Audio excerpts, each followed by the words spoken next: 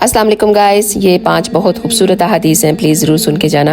आप सल्लल्लाहु अलैहि वसल्लम ने फरमाया, काफिरों और मुनाफिकों के लिए ये दुनिया जन्नत है और ईमान वाले लोगों के लिए आखिरत का घर ही सुकून की जगह है। आपने इरशाद फरमाया, जो कोई दुरूद शरीफ पढ़े और दूसरों तक पहुँचाए तो क़यामत वाले दिन उसे हाथ से पकड़ कर मैं जन्नत में ले जाऊँगा।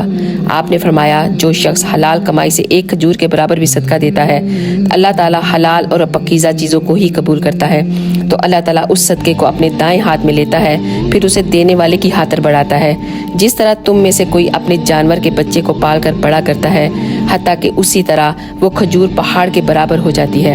आपने इरशाद फरमाया, पहली चीज़ जिसका बंदे से सवाल होगा वो नमाज का होगा। अगर वो ठीक हुआ तो सारे अमाल ठीक हो जाएंगे।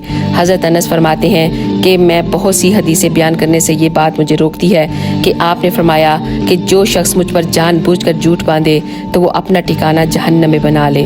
अल्लाह